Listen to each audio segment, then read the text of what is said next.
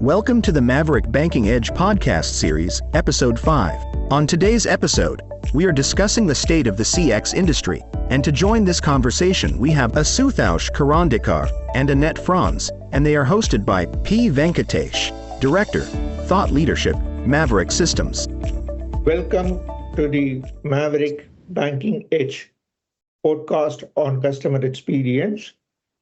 I have with me today Annette Franz, the industry leader, the writer, blogger, as well as practitioner who has spearheaded and also set up industry bodies for customer experience and who has been in the forefront of that for the last 2 decades and more.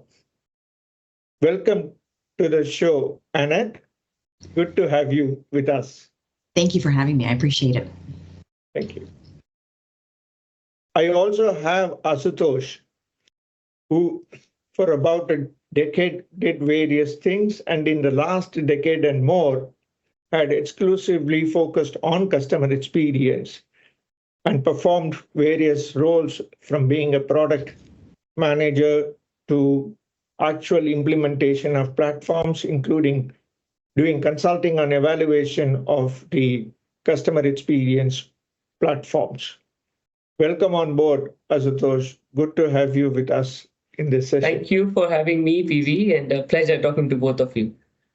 Welcome. Now, Annette,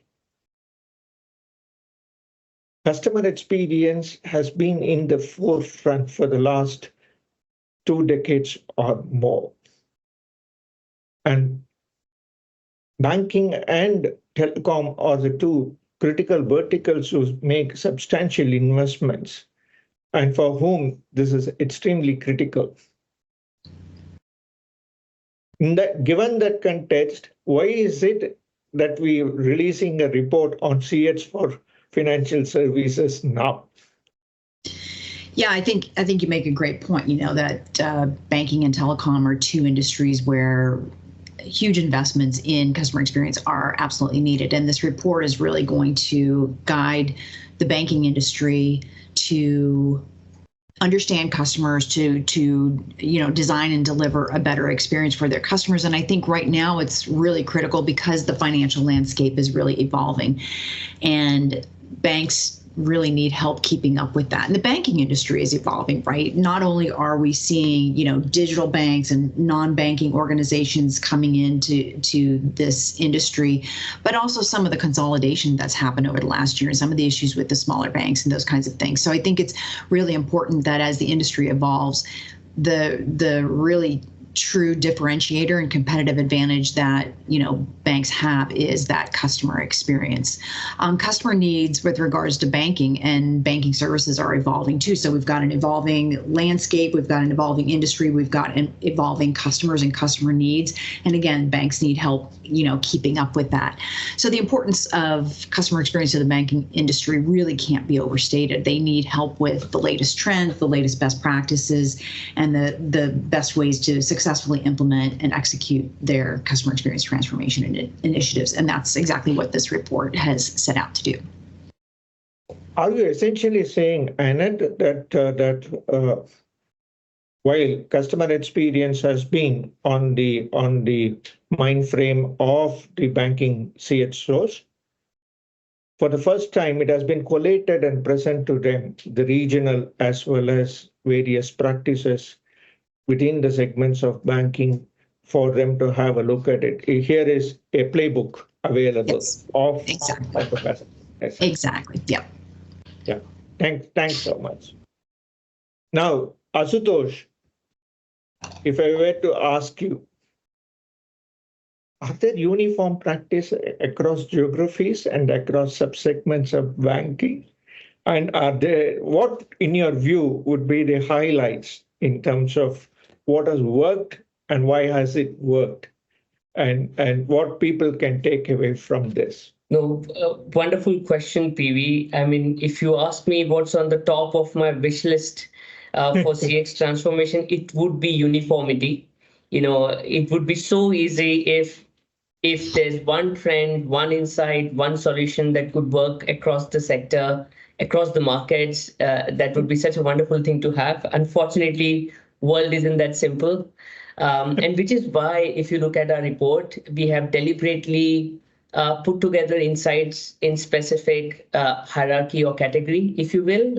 We have a triad of market, sector, and technology trends and insights that we have very carefully, meticulously filtered through and added into the report.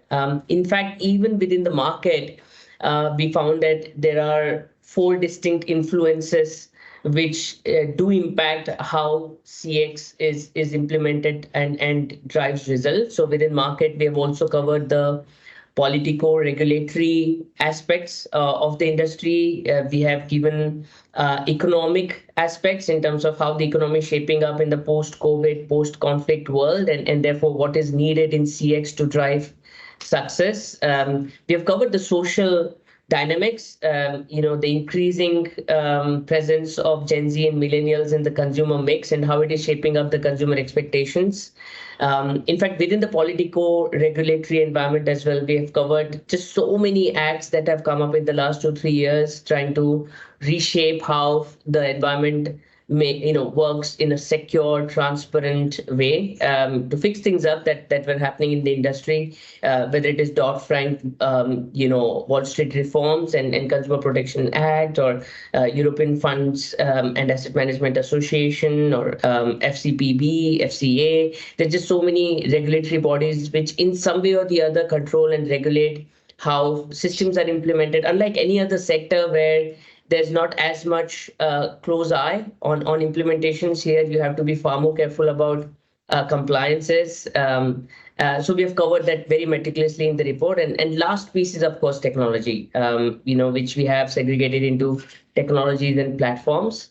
And the reason we have done this to respond to your specific question, PV, is we recognize that there are market-specific, sector-specific nuances that need to be factored in before you start working on a very right fit solution, so to say.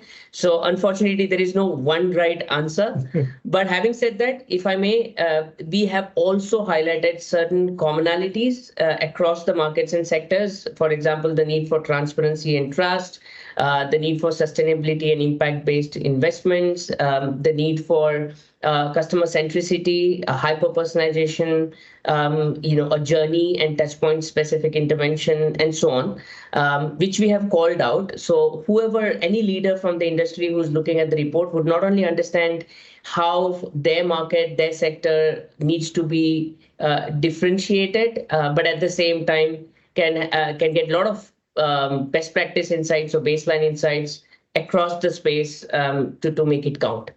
See, very nice, Asutosh. And I was just wondering, when people talk about customer experience, the regulatory doesn't become one of the factors. It's all about customers. But what you're intending to say is that in the last few years, the regulations around data privacy, security have actually come into the front stage, and therefore it is important that you factor that in while designing your customer experience journey. Very good, very good. Now, Hannah, if you were to tell people that these are the opportunities and what are the challenges that they may face and how could they overcome, it would be wonderful for them to actually execute from whatever learning that they could have from the report. Yeah, where to begin? Opportunities and challenges. How much time do we have? Oh goodness. Well, let's start with. I want to start with the challenges, or do you want me to start with the opportunities? Do you have a preference there? It will be good to start with opportunities and then move to challenges. All right. So I mean, I mentioned earlier that one of the opportunities, obviously, if we do this work, you're going to have this great competitive advantage, right? Not everybody's doing it, and not everybody's doing it to the degree that we think that we can help with. You do with this report, right? So, I think that's a big piece of it. The opportunities lie there in terms of really understanding your customers and taking what you learn from this report and using that to do exactly that, right? Understanding your customers, understanding their expectations, because ultimately, that's what the experience is all about. It's about the customer's expectations and how you perform against those. I think so. That's a real opportunity there, and I think also, Ashutosh mentioned it, the technology, and making sure that as you're doing this work, that you have the right data and the right technology in place, and those present opportunities because that technology is obviously helping to facilitate the experience that customers are expecting, right? And so I think it's really important that we focus on that, the competitive advantage, the opportunity to understand your customers, the opportunity to get the right technology in place so that you can use that data and deliver the right experience at the right time for your customers. In terms of challenges, I think I want to talk about three different things, right? The first one is the culture, right? The culture is the foundation of the organization. It's the foundation of the work that lies ahead. It's how we do things around here. And if you don't have that right culture in place, it's going to make things a lot more challenging, right? So I'm specifically, obviously, talking about a customer-centric culture. And so I think that's really important. And I think that's a challenge for a lot of folks, a lot of companies, because they don't already have that in place. And without that in place, the work becomes harder. So that's probably where you want to begin. The second part, which is really closely tied to that, is your leadership team, your executives. They've got to be committed to the customer. They've got to be the ones to say, hey, we're going to put the customer at the heart of everything that we do. And if they don't do that across the board, so the entire executive team across the board has to be aligned and in, right? They've got to all be involved and be a part of this. Then it's going to be challenging to get any work done. And all the great things that we're talking about and advising and telling you about in this report will be all for naught because you don't have the executive commitment to do the work. And then I think the third one is, and it's also directly tied to that, is I think a lot of companies, a lot of folks think that this is a big investment and it's a lot of work and why should we do that? And I think the flip side of that, or to overcome that, what we really have to say is it's not a big investment and it's not a lot of work because it's your business, right? And why are you in business? You're in business for your customers and because of your customers. And so why wouldn't you want to understand them, get to know them, design an experience that they expect so that they'll be satisfied and tell their friends and come back and lather, rinse, and repeat. So this is a really important thing to think about, and not think of it as a challenge, but think of it as we are going to make investments in improving our processes and our products and our services and everything anyway. So why not insert the customer into the center of all that and not make any decisions or do anything without putting the customer's best interest at heart? So I hope that answered the question. So a couple of opportunities, a couple of challenges, but the challenges are not overcomable. There's obviously things we can do to overcome those executive commitment and alignment issues.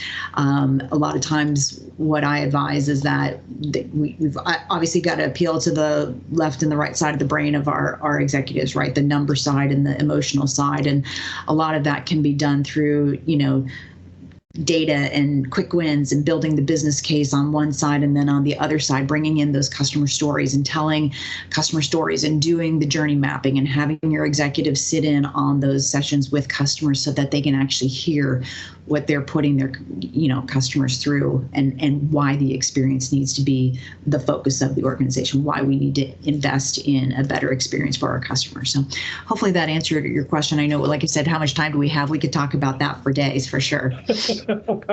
I get that, Anand. But essentially you're saying it is not technology or investment which is a bigger challenge. It is the attitude, the commitment, and instituting the right culture for making this happen. Yeah, absolutely. I mean, that is the foundation. You're absolutely right. Thanks, Anand. Now, Asutosh, there have been a number of new technologies which have emerged, and you also see number of platforms. We never had a customer experience platform before. Now we do. And there is a common data platform. So if you were to pick the stack, what would those components be and how these new technologies are helping? And Annette was saying investment is not a problem. And have people seen return on investment on customer experience would be good to touch upon, Asutosh.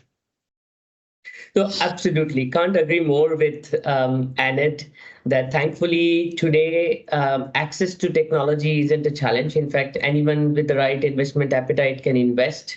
But it also means that in terms of competition, your competitor is as invested as you are in technology, and therefore technology is no more a differentiator in itself.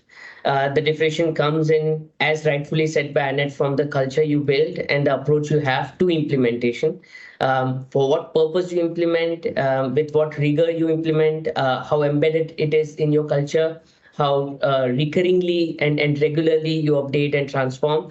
I think all these are the aspects which will help you compete in a differentiated manner. Technology in itself wouldn't. In fact, we have a very interesting story in our ancient scriptures, which is about this huge, a very successful warrior who's asked, which is your favorite weapon?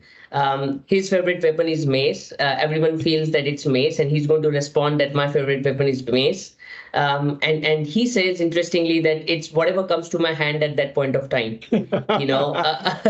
because ultimately, and the reason I cited this is it's so easily applies to how technology is leveraged today, that it's not about which technology you have, but which technology can come to use for a specific use case and the problem that you have at this point of time, right?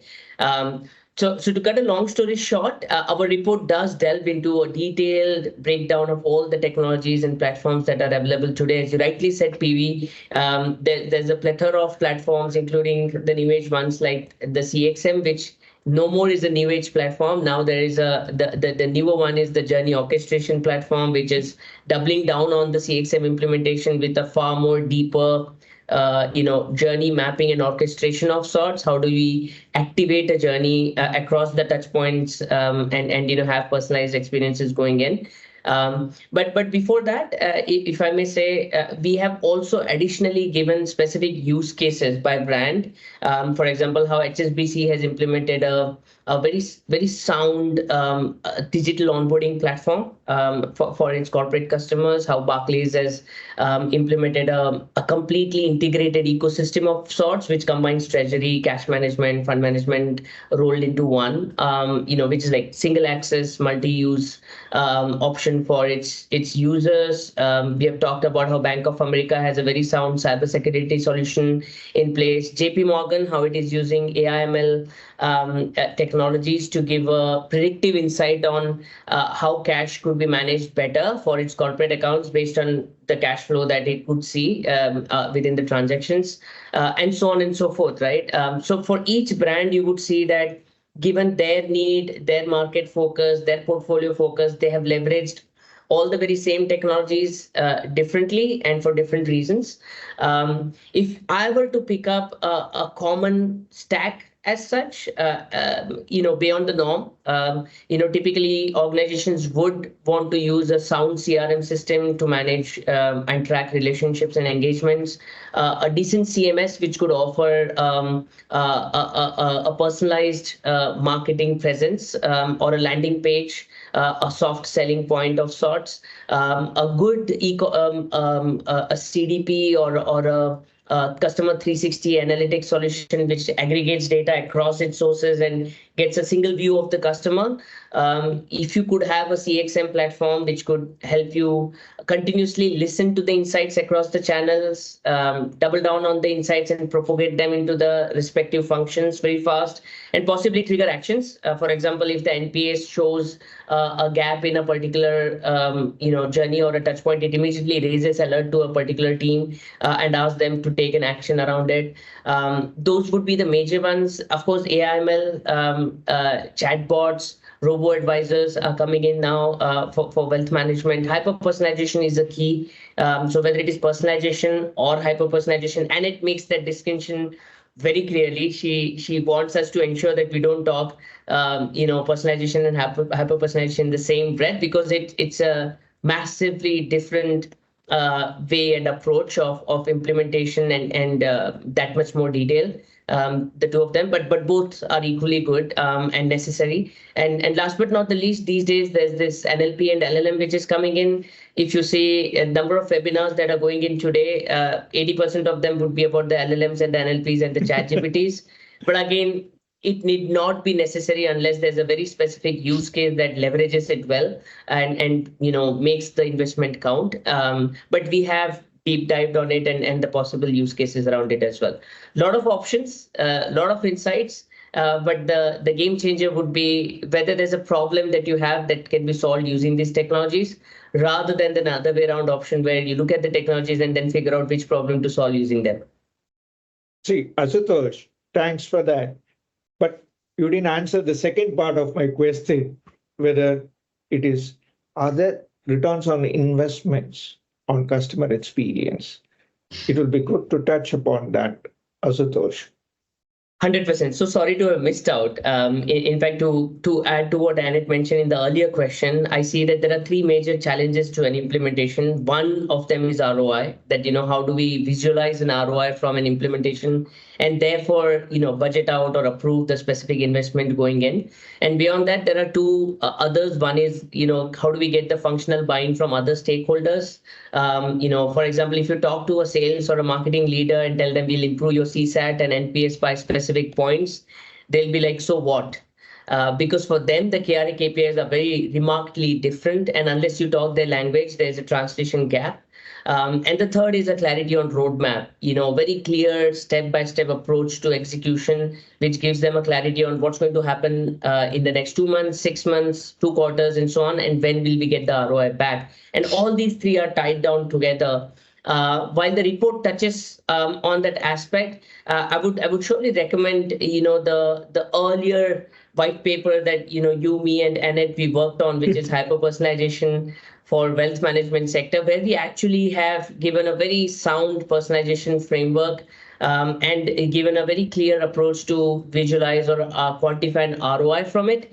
While it is specific to hyper-personalization in wealth management, I believe anyone who reads it can immediately understand that, what kind of an approach will help you articulate an ROI from any technology investment, because the approach and the steps towards it are pretty much common and can be leveraged for any other use case as well. So we have touched upon this aspect in the report, but I really recommend that people do look forward to the other white paper as well, which is hyper-personalization in wealth management. Thanks, Asutosh. See, I have another related questions on what you just spoke about. Okay. You are essentially saying customer experience is moving from reactive to proactive, because that is what you're saying, that it is proactively giving certain piece of advice to the customers for taking certain actions. Second, you're also saying that there are platforms which have come in, which is promising for life cycle experience rather than few touch points. If you have looked at the earlier part of customer experience, have been on specific transactions or activities rather than on the full life cycle of the product or with the relationship with the bank. But you are now saying there are journey managers which have emerged and therefore they promise a full life cycle experience. Is that correct? Absolutely. And just to add to that, there's another very sound platform option that's available, which is communities. If you look at it, there is this catch-22 of sorts, which is you would want to personalize an experience for the customer, but for that you would need a lot of data from the customer to understand the customer better and then personalize. Now there's a catch-22, whether the customer would be open to share the data with you, and then for you to be able to leverage the data to personalize, right? And this is where, depending on the persona, the generation, there is a different appetite to share data and trust the platform with the data.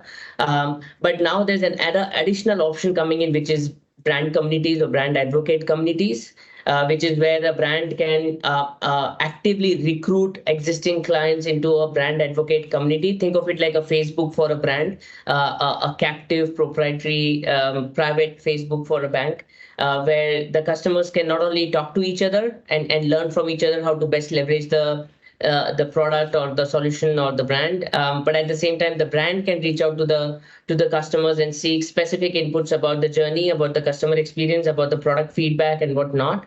And the best outcome from such a platform is that your response rates are 3x of the usual, 3x, 4x of the usual. The quality of input is way high. And you are addressing the data challenges. You're creating a community where customers are open, trust the platform to share the data and act on the data.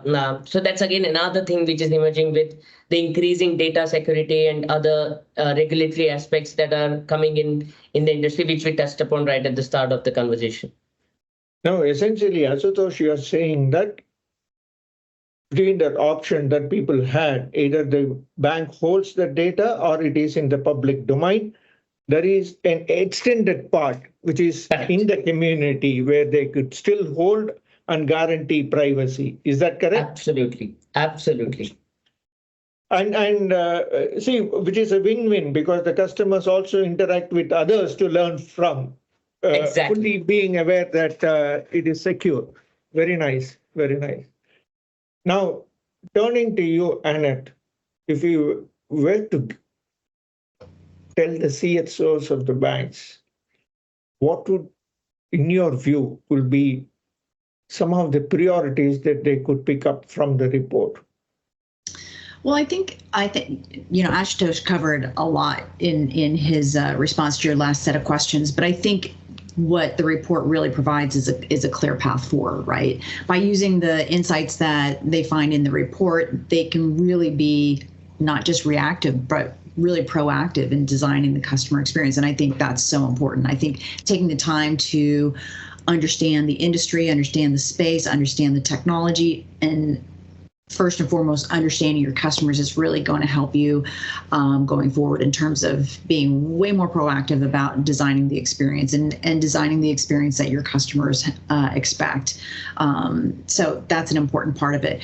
I think, being informed about what's important to customers in this industry today, along with the changes in the industry, the changes in their needs, is critical to success. And you'll find that in the report. And if it's not in the report, we talk about ways that you can get that information for yourself, and especially for your customers specifically. So having that deep understanding of your customers' needs, how others are addressing those needs and changes with regards to the digital and technology and all of that allows CXOs to look at their design work through a different lens, right? It gets them to think differently about what they're doing and how they could or should be doing it going forward. So I think that's really important.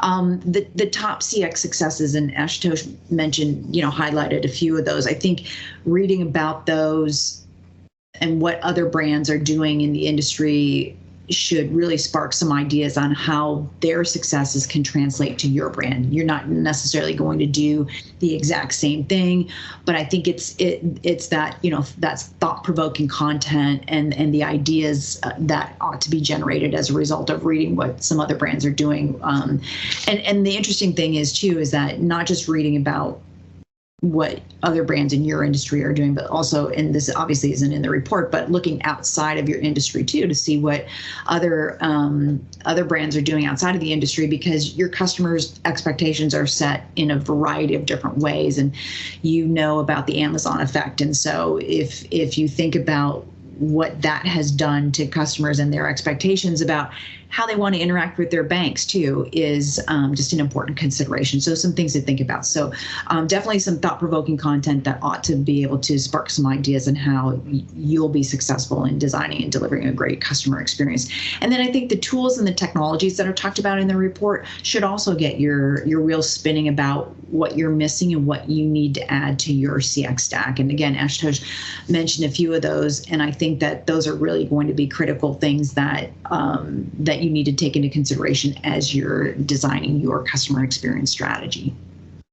See, essentially, Annette, do I read it that you're saying there are enough stories in the report which people can pick up and see what is relevant and what is more appropriate for them? Yep. Second, there is also how to execute them is also available, both with regard to the framework which Ashutosh touched upon, as well as the technology stacks and tools that are available. Absolutely, it's all there. I mean, That's what you're saying. That's what you're saying. Yeah. Sorry. Go ahead, Annette. No, you're fine. You're fine. I'm just saying it's all there, right? I mean, there's a lot there. It's comprehensive, and any CXO is going to in this industry is going to learn a lot from it. Thanks for that, Annette. Now, Ashutosh, did I get that last time you mentioned regulations are coming in, but you're saying regulations do not stand in the way of creating great experience? And how do people balance the new age versus current platform, as well as with regard to those regulations, and still go to execute a great customer experience? Fantastic. That's a volley at the end, PV. So two parts to this, right? I'll touch the technology part first and then come to the politico-regulatory. If you look at all the successful implementations, and a lot of them we have quoted in the report as well, you would see that they build on the earlier stack and build on the merits and successes of the earlier stack. For example, if you have a sound CRM platform that gets and that tracks and stores the relationship or engagement data, if you have a sound CMS which stores the interaction data on your marketing channels, you have a sound marketing automation platform which tracks the channels which has the maximum success in terms of content dissemination, it's only then you can build a sound customer data platform, because then you have the right data to aggregate and then have a customer 360-degree view of sorts. It's only when you have a sound customer data platform with data coming in from all these sources is when you can analyze that data, build insights, and then act on it, by way of which you're paving the way for a good CXM platform. And if you have a good CXM platform which kind of co-creates alongside the customer, specific solutions, interventions, or personalizations, it is then you can actually have a good journey orchestration platform to kind of activate or execute these strategies in a structured workflow manner. So all of these are, acting on one layer above the other. So which means that any investment that you do today is if nothing else, is going to help you future-proof yourself anyways. Any other new tech or platform that comes in will build on top of the existing stack.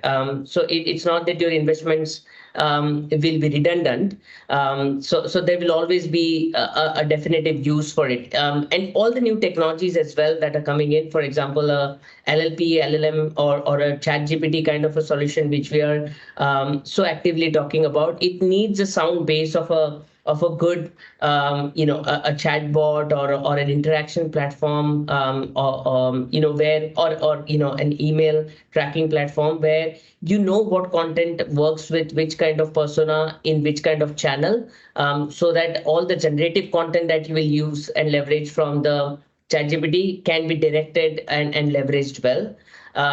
So one good thing about technologies is that it's a build-up, it's a layered transformation, and that's the right way as well. A lot of organizations I've seen fail when they try and preempt and deliver a Gen 3, Gen 4 solution without building the foundation. And I feel that would be the right recommendation or advice, that focus on the foundational pillars first.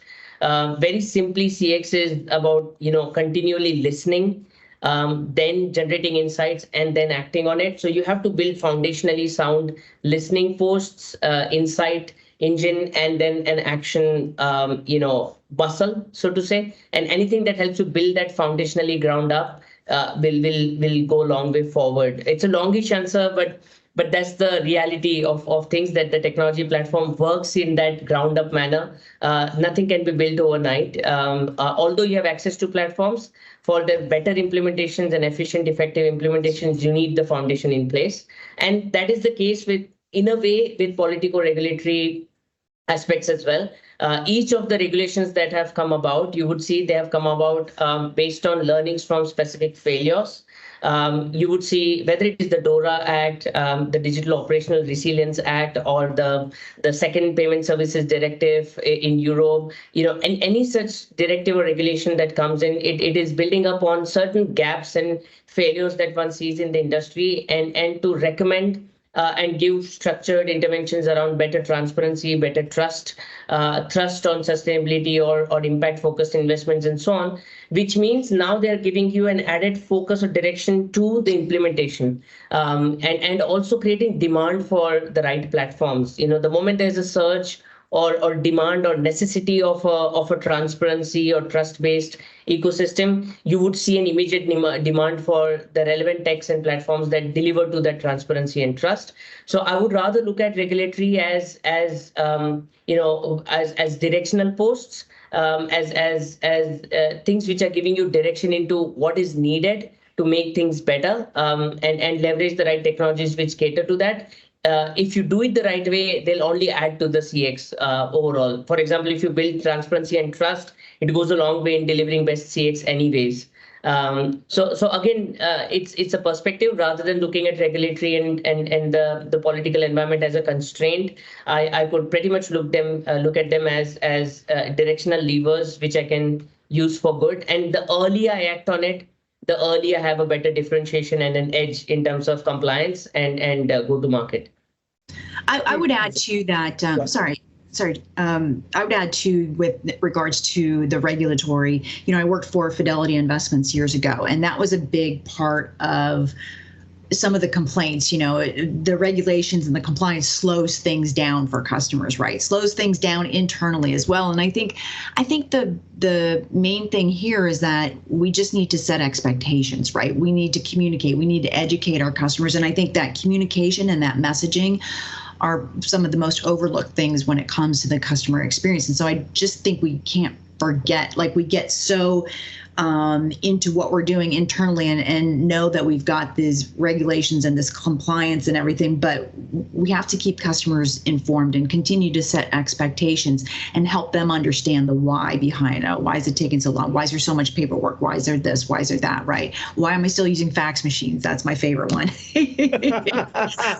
Well, there's compliance there. There's a reason for that. So, but again, it's really about that communication and setting the expectations up front, and that goes a long way towards goodwill for customers. Annette, do you really think it's only a communication or some education also you will fold into that communication, Annette? Absolutely. That was my notes here. It says education, setting expectations, communication. Yep, absolutely. Absolutely. Thank you. See, Ashutosh, you're questioning the conventional thinking. There are many people who thought that a better UI UX guarantees a customer experience, whereas you are saying there is new generation has come. Now you better create a platform to listen, record, and have the data with regard to your customer before you go on. And there are technologies available to do that, as well as to deliver to them a life cycle experience. Is that what you are saying? 100%. Because I fundamentally believe that CX is pivoted around brand promise, customer promise, that if you set the, and it touched upon it in the last response as well, if you set the right expectations and then deliver to that, you're making a better experience rather than, giving a better promise and not delivering to that. And a lot of times I've seen UX UI does that, you create a UX UI which enhances, the perception of a promise or an expectation, but then you cannot follow it through with the delivery, and then you falter in some way. Not that I'm discounting UX UI in some way, but I'm saying UX UI is a small aspect, a prominent, a critical aspect of CX, but a small aspect. The larger aspect is understanding what promise you have to deliver, what customers are perceiving it as in the market, and then delivering to that across all the touch points in the journey continually through the relationship. I have just one other observation there, Asutosh. Is this listening and data relevant more for proactive or even for reactive situations? Fantastic. There are 4 P's I would call out for any experience, right? If a customer, and we are all customers, we have been customers, so we can easily relate to that. That's the best part of this wonderful space of CX, that it's easy to understand. I feel there are only four things that can happen, right? 1, I have a problem. 2, I have certain preferences. 3, I have within those preferences, I have specific priorities. And 4 is I have a wish list or a possibility that this should be delivered by the brand and so on. Beyond these 4, there can't be any other experience expectation as such, right? Problems, possibilities, priorities, preferences, which means that the listening post has to have an eye, an ear, all senses open on all the 4. When it comes to the problems, this is where you're reactive, that you figure out a problem, you react on it, you solve it, then have a continuous learning root cause analysis to figure out why it happened so that it doesn't happen again and fix it for good. But then for all the other 4, it's more proactive. You have an continued eye on what these could be and start working towards this much in advance and kind of cater to these latent, unexpressed inputs, so that you delight the customers eventually when you deliver it without being told. Very good. Very, very good. See, Annette, I heard you mention, the raison d'etre of any business, especially banking, is their customer. That being the case, customer experience should have been the first priority. It is not something which they should have recognized now. Yes. Now, what would be your closing remark, Annette, given that? Okay, so that got me thinking a lot of different ways there, right? So first of all, if your customer experience is going to be your first priority, then your employee experience has to be more first, and we're talking a lot about technology and tools and all of these kinds of things, right? Well, we've got to set employees up for success. We've got to prepare them. We've got to give them what they need to be able to design and deliver a great experience for the customer. So I think that's really important. So definitely one of the closing remarks that I want to add. The other part is, yes, without customers, you have no business, right? What are you doing this for? And so building a customer-centric organization, putting, customer experience top of mind, having investments and making changes and making improvements and doing all these things to make sure that the customers come back again, that should be a no-brainer, right? That really should just be a no-brainer. Unfortunately, it's not. I think a lot of companies and a lot of leaders are still focused on, money and metrics first, and then the rest of it later. And it's really the other way around. Focus on the people and the numbers will come, right? Whatever your numbers are, whether the metrics or the financial or whatever. So I think that's really the point that I'll leave it on, is focus on the people and the numbers will come. Thanks so much for that. Annette, essentially you're saying that the cultural part can be handled through better employee experience.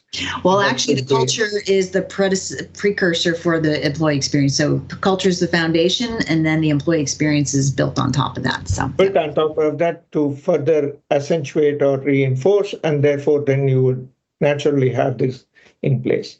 Yep. Thanks so much, both of you, for having been in this session. It has been a wonderful conversation, and thank you so much for that. Thank you. Thank you, PV. Thanks, Annette.